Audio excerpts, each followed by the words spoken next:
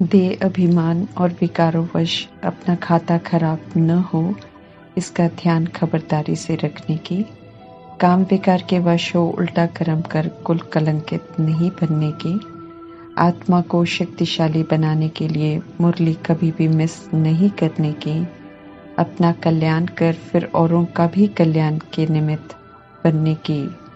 कल्याणकारी परमपिता परमात्मा की हम आत्माओं के लिए आज की मुरली से शिक्षाएं। संगम युग में परमात्मा आते हैं और अपनी ही कर्मेंद्रियों की गुलाम बन गई हम आत्माओं को मिलते हैं।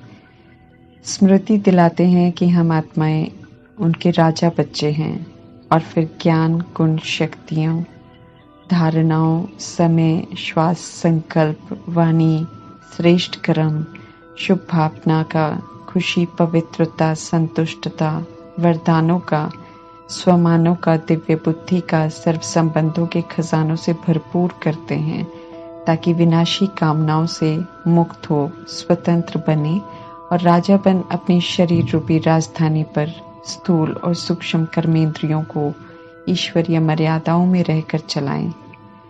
हमें कैसे सोचना है, कैसे बोलना है, कैसे कर्म में आना है, हर बात की नॉलेज परमात्मा देते हैं। मुरली के द्वारा प्यार भरी पालना देते हैं ताकि हम सब विनाशी मोह माया के संबंधों से विनाशी प्यार, विनाशी रिकॉर्ड प्राप्त करने की चाह में व्यर्थ समय न गवाएं, बल्कि परमात्मा से भरपूर होकर जो परमात्मा से मिला वो सभी को बांटें।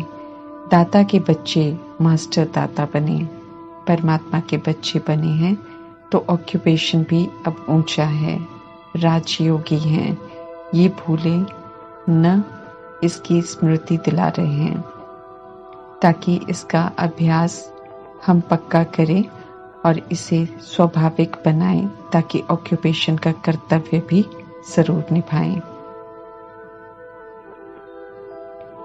स्मृतियों को पक्का करने का समय अमृत वेला है। समय सतो प्रधान है, बुद्धि की अवस्था सतो होती है। ऐसे समय में सहज ही स्मृति बुद्धि में बैठ जाएगी, फिर दिन भर भी भूल न जाए। इसलिए स्वयं को बीच बीच में याद दिलाते रहना है कि मैं राजयोगी हूँ और अपनी सीट पर विराजमान रहना है ताकि कोई व्यक्ति, परिस्थिति हिलाकर न चली जाए। यहाँ तक कि अपनी ही कर्मेंद्रियां, अपने ही संकल्प बोल बेकायदे न चल पड़े। राजयोगी स्वमान है हम आत्माओं का, परमात्मा से मिला है, ये सीट है जिस पर सदा सेट होकर रहना है। सिर्फ सकारात्मक, शुद्ध, शुभ, पवित्र संकल्प करने हैं। बोल मीठे और कल्याणकारी, निरअहंकारी हो। कर्म अति श्रेष्ठ, सुखदायी, निर्विकारी हो। संबंध संपर्क में सिर्फ सातों गुणों को और दैवी गुणों को प्रयोग करना है। धर्म और कर्म दोनों कंबाइंड रूप में यूज हो, ये समझ देते हैं परमात्मा। राजापन श्रीमत प्रमाण चलना है, किसी भी प्रकार की कोई अधीनता न हो। अधीन करने वाली बातें आएंगी, माया का वार भी होगा, श्रीमत के विपरीत संकल्प भी उठेंगे, लेकिन राजयोगी में कंट्रोलिंग और रूलिंग पावर होती है। अगर कोई ऐसी वैसी बात होती भी है तो राजयोगी के पास पावरफुल ब्रेक होती है। वे झट से व्यर्थ को स्टॉप लगाकर कर्मेंद्रियों द्वारा राइटियस संकल्प बोल कर्मा करते हैं। राजयोगी आत्मा एक सेकंड में मन को कंट्रोल कर सकती है। हर सेकंड के महत्व को समझते हुए वे अपने संकल्प बोल कर्म को व्यर्थ नहीं गवाते हैं। श्रीमत प्रमाण सब कुछ करना अर्थात कंट्रोलिंग, रूलिंग पावर वाले जो समझते हैं कि राइट क्या है, रॉन्ग क्या है, फिर भी व्यर्थ समय चला जाता है, वे नॉलेजफुल और राजा नहीं हैं। प्रभाव लगाव दबाव में आ जाना, न चाहते हुए भी श्रीमत के विपरीत चलना, अर्थात राजा की सीट से उतर जाना। जो सीट से उतर जाते हैं उनकी फिर शरीर रूपी राजधानी कहना नहीं मानती। उनके फिर अंदर के राज्य में अस्त व्यस्तता, उदासी, अशांति रहती है। वे दूसरों पर राज्य करने की कोशिश करते हैं और सदा असंतुष्ट रहते हैं। परमात्मा स्व पर राज्य करना सिखाते हैं कोई कुछ भी करे, कुछ भी कहे, हमें खुद को देखना है कि हम सिर्फ राइटियस सोचें, बोलें और कर्म करें। पवित्र रहें, सुखी रहें, शांत रहें, खुश रहें, प्रेम स्वरूप रहें, आनंद स्वरूप रहें, शक्ति स्वरूप रहें, ज्ञान स्वरूप रहें और इसी स्वरूप में रहकर सोचे, बोले, कर्म करें। कोई का भी व्यवहार मुझे राजयोगी की सीट से उतारकर अपने प्रभाव में लाकर अपने अनुसार न चला सके। दृष्टि, वृत्ति, कृति परमात्मा के प्रभाव से इतनी भरपूर हो कि उसे कोई विस्मृत न कर सके। ऐसी राजयोगी आत्माएं सभी के दिलों पर राज्य करती हैं, क्योंकि वे किसी पर हुक्म नहीं चलाते, बल्कि सभी को संकल्प बोल कर्म से रूहानी स्नेह, सुख, प्रेम, दुआएं देते जाते हैं। किसी से कुछ पाने की चाह नहीं रखते हैं। परमात्मा कहते हैं, ऐसे राजयोगी बनो। स्वराज्य अधिकारी ही विश्व राज्य अधिकारी बनते हैं। किसी के भी प्रभाव, लगाव, दबाव में नहीं आने वाले स्वराज्य अधिकारी कहलाते हैं। स्व पर राज्य करने वाले खुद को करेक्ट करते हैं, खुद को देखते हैं, खुद को समझाते हैं और कर्मेंद्रियों को सीधे रास्ते पर चलना सिखाते हैं। खुद को चेक करते हैं, खुद को कंट्रोल करते हैं, खुद को रूल करते हैं। इसलिए सदैव संतुष्ट और खुश रहते हैं, खुद से भी और औरों से भी। उन्हें किसी से भी कोई शिकायत नहीं, कोई असंतुष्टता नहीं होती। वे सभी को सतोगुणी स्वरूप में देखते हुए, स्मृति स्वरूप में रहते हुए, संकल्प बोल कर्म द्वारा उन्हें भी उनकी ओरिजिनल दिव्य स्मृति दिलाने का कर्तव्य करते हैं। तन हो जिसका अभिमान है मनुष्यों को, जिसको संवारने में सारा ध्यान है, परमात्मा ऐसे तन को सड़ा हुआ तन कहते हैं, क्योंकि उन्हें मालूम है कि सृष्टि रूपी ड्रामा जब सतयुग में शुरू हुआ था, ऊपर से आत्मा आई थी तो उसका सतोगुणी स्वरूप था, बेदाग आत्मा थी। सृष्टि पर आने के बाद उसे गोल्डन एजेड तत्वों से बना हुआ शरीर मिला। कंचन निरोगी काया थी, पवित्र थी, शरीर में कोई किचड़ा नहीं था। नेचुरल खूबसूरती थी, पवित्रता की खुशबू थी। लेकिन आज के समय में कलयुगी शरीर परमात्मा अनुसार सड़ा हुआ शरीर है। 63 जन्मों में 63 शरीर लिए, देह, अभिमान और विकारों से तत्व भी तमो प्रधान बन गए। फिर शरीर और जन्म भी वैसे ही हो गए। मन, बुद्धि, आत्मा की सूक्ष्म शक्तियां जो कभी पवित्र थे, वे भी बेलगाम हो गए, दूषित हो गए। धन भी मैंपन के देह अभिमान में कमाते हैं तो वो भी दूषित हो गया। संबंध संपर्क में भी अहंकार, मोह के, मेरे तेरे के दाग हैं। तो कुल मिलाकर हम आत्माओं के पास पुराना किचड़ा है, जिसे अपना समझते रहेंगे तो कभी भी अच्छा बन नहीं सकेंगे। इसलिए परमात्मा कहते हैं कि बुद्धि से पुराने किचड़े का दान देने से अपना नहीं समझेंगे। ट्रस्टी बन श्रीमत प्रमाण व्यवहार में लाएंगे। सोच, बोल, कर्म में सुधार आ जाएगा और फिर से हम पुण्य आत्मा बन जाएंगे। सभी को ऑफर करते हैं परमात्मा की पुण्य की दुनिया में चलो। ये तो पाप की दुनिया है और खत्म होने वाली है। सभी सुनकर तो नहीं चलते, लेकिन जो चलने की प्रतिज्ञा करते हैं उन्हें परमात्मा श्रीमत देते हैं कि सभी से जो ममत्व है उसे मिटाओ। काम, क्रोध, लोभ, मोह, अहंकार को छोड़ो। ज्ञान चिता पर बैठो, पवित्र बनो, ज्ञान धारण करो, दैवी चलन बनाओ, सच्चा सौदा करो। अर्थात एक बार दान कर फिर वापस नहीं लेना और फिर वही करना जो श्रीमत कहती है। निराकार परमात्मा हम आत्माओं से स्थूल रीति कुछ लेते नहीं हैं।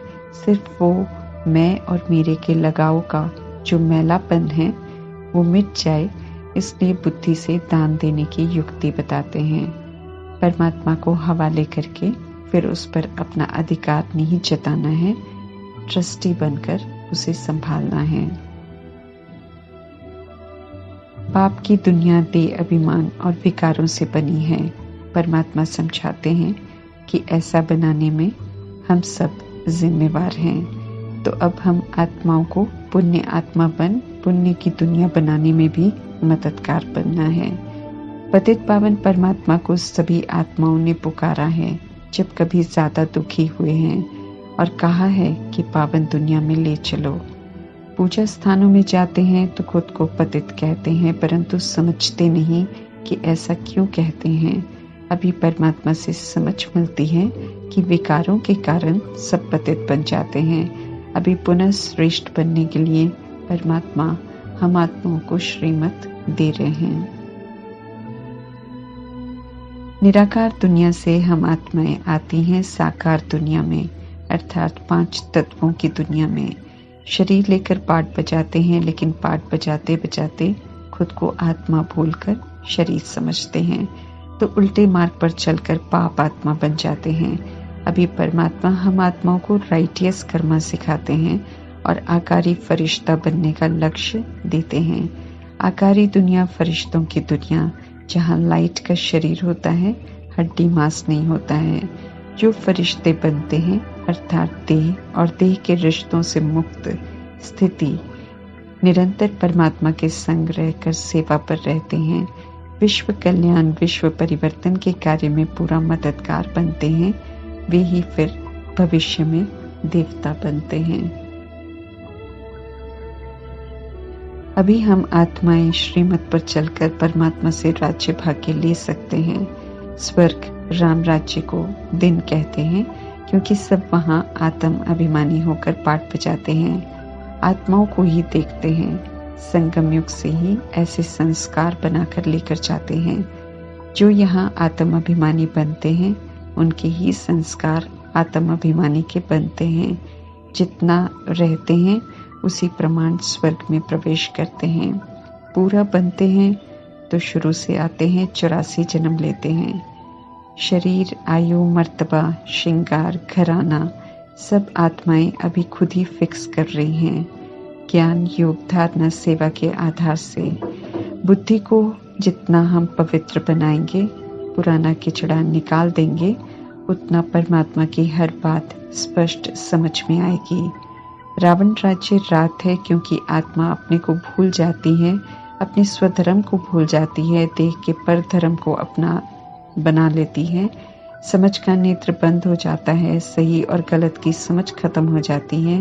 एक तरफ विकारों को बुरा कहते हुए परमात्मा से कहते हैं कि हमें इन बुराइयों से बचाओ, और दूसरी तरफ वही विकारी कर्म करते हैं और उसका हथियाला भी बंधवाते हैं, जहाँ प्रार्थना और अरदास करते हैं कि हमें विकारों से बचाओ। इसलिए रावण राज्य को रात कहते हैं। उल्टे मार्ग पर चल सब दुर्गति में चले जाते हैं। स्वयं को प्रभु अर्पण करना अर्थात पुण्य कर्म करना, ये हमारा मरजीवा जन्म है। हमें पुराने से मरना है और नया जो परमात्मा बताते हैं उसे धारण करना है। 10-20 करोड़ भी साथ नहीं जाना है, इसलिए छूटने से पहले उसे प्रभु की अमानत समझकर उससे जो मोह है वो खत्म हो जाए, ये ध्यान रखना है। मोह रह गया तो अंत में दुर्गति हो जाएगी। बुद्धि जहाँ जहाँ अटकी हुई है उसे वहाँ से निकालना है और एक परमात्मा में और उनकी श्रीमत में लगाना है। सस्ता सौदा है, बुराइयां देनी है और अच्छाइयां लेनी है परमात्मा से, फिर बेहद का राज्य भाग्य लेना है। अभी हर आत्मा को भाग्य बनाने का मौका मिला है। सभी अपनी अपनी तकदीर अपने पुरुषार्थ अनुसार बना रहे हैं। परमात्मा श्रीमत देते हैं और कर्म रूपी कलम देते हैं। तकदीर की लकीर हम जितनी बड़ी बनानी चाहें बना सकते हैं। अभी संगम युग में खुली छूट है, फिर तो पूरा कल्प अभी का बनाया हुआ भाग्य प्राप्त होगा। परमात्मा स्पष्ट करते हैं कि ये दुनिया रावण राज्य है और यहाँ रावण लीला चल रही है। रावण वश कर्म करने वाले ही रावण की एफिजी बनाकर चलाते हैं। राम तो यहाँ कोई नहीं है। राम राज्य और रावण राज्य की स्पष्ट तस्वीर दिखाकर परमात्मा कहते हैं कि सभी को समझाने की सेवा करो। रामलीला में तो त्रेता युग के रामचंद्र को दिखा दिया है रावण का अंत करते हुए, लेकिन वास्तव में निराकार राम परमात्मा आकर रावण राज्य को खत्म करते हैं। उनके आए बिना किसी को भी समझ न आए कि रावण 5 विकारों को कहते हैं और वो सभी के अंदर विराजमान हैं। भक्ति रूपी अंधकार से परमात्मा छुड़ाते हैं और ज्ञान से प्रकाश में लाते हैं। ज्ञान की धारणा और परमात्मा की याद भी निरंतर रहे तो चलन में दिव्यता आएगी, तभी औरों के कल्याण के निमित्त हम बन सकेंगे। आसुरी चलन जब तक रहेगी तब तक किसी का कल्याण हम नहीं कर सकते हैं। इसलिए आसुरी अवगुणों से हमें खुद को मुक्त करना है। इसमें हमें दूसरों को नहीं देखना है, खुद के पुरुषार्थ पर अटेंशन देना है। परमात्मा पढ़ाते हैं तो खुशी खुशी हमें पढ़ना है और धारणा करनी है। माता पिता एक निराकार परमात्मा ही है, आत्माओं के सब कुछ परमात्मा ही है। देवी देवता सभी के माता पिता नहीं हैं, इसलिए उनके आगे ये कहना कि त्वमेव माताश्च पिता त्वमेव अज्ञानता है। जो शरीर लेकर पाठ बजाते हैं वे सभी के माता पिता नहीं हो सकते हैं। जहाँ जहाँ भक्ति में हम सब गलतियाँ करते थे वो अर्थ सहित परमात्मा अभी हम आत्माओं को समझाते हैं। गुप्त वेश में आकर सृष्टि परिवर्तन करना, आत्माओं को पवित्र बनाना, ये परमात्मा की जादूगरी है। ये कार्य कोई भी नहीं कर सकता है। उन्हें जादूगर कहते हैं, रत्नाकर भी कहते हैं, क्योंकि पूरा संगम युग ज्ञान रत्नों से श्रृंगार करते हैं। उन्हें सौदागर भी कहते हैं, क्योंकि बुराइयों का दान लेकर बेहद सुख का वर्षा देते हैं। भक्ति मार्ग में हम सब समझते हैं कि जड़ चित्र साक्षात्कार करवाते हैं, देवी देवता भगवान हैं, वे ही मनोकामना पूरी करते हैं।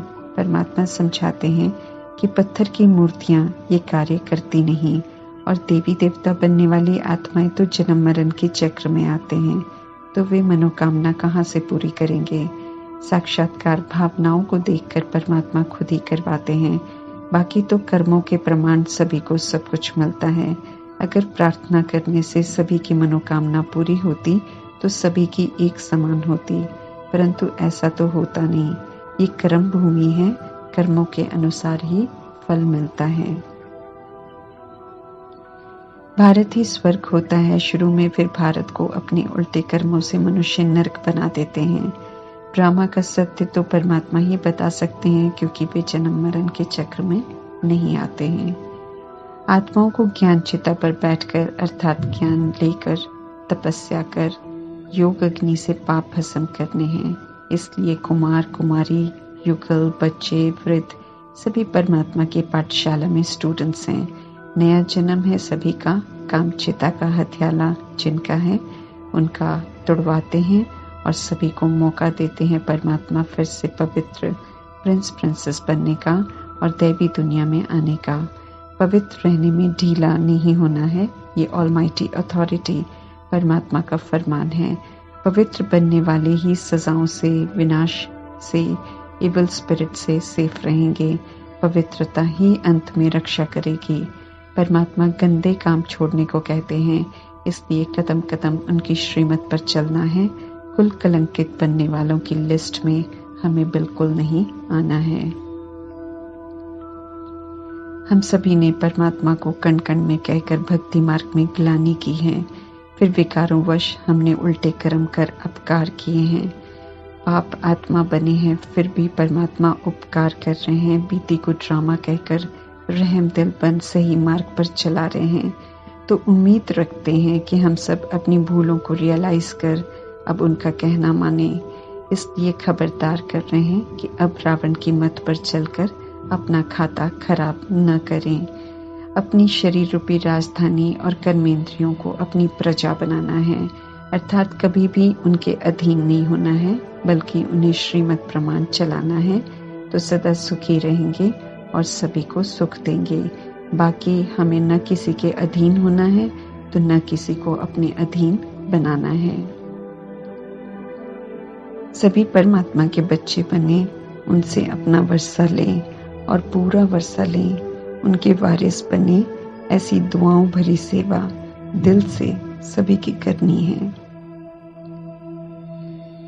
मुरली हम आत्माओं के लिए परमात्मा का रूहानी प्रेम से भरा हुआ रोज का पत्र है।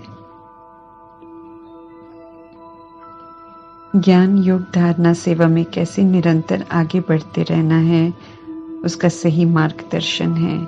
माया रूपी विकारों से हमें कैसे बचना है, परीक्षाओं को कैसे पास करना है, बनाए हुए हिसाब किताब कैसे सफलतापूर्वक सेटल करनी है, कैसे उमंग उत्साह में रहना है, कैसे संगम युग में जीना है, कैसे घर वापस जाने की तैयारी करनी है और कैसे वापस राम राज्य में आने की तैयारी करनी है। हर बात की समझ मुरली के द्वारा मिलती है, तो हमें मुरली कभी भी मिस नहीं करनी है। मुरली का कोई पॉइंट मिस नहीं करना है। मुरली की हर शिक्षा मुझ आत्मा के लिए है। इतना अटेंशन रखकर मुरली को पढ़कर अमल में लाना है। मुरली पढ़ने में आत्मा का कल्याण समाया हुआ है। मुरली शक्तिशाली खुराक है हम आत्माओं के लिए।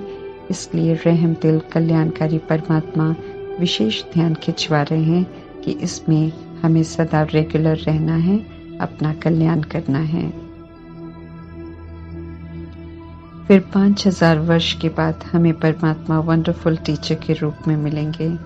देहधारियों के साथ ही पाठ बजाना है सभी युगों में। कम से कम ये थोड़ा सा समय जो संगम युग में पढ़ने का रह गया है, उसे मिस नहीं करने की राय जो परमात्मा से हम आत्माओं को मिल रही है, उसे जरूर मानना है। परमात्मा का पूरा रिकॉर्ड रखना है। ओम शांति।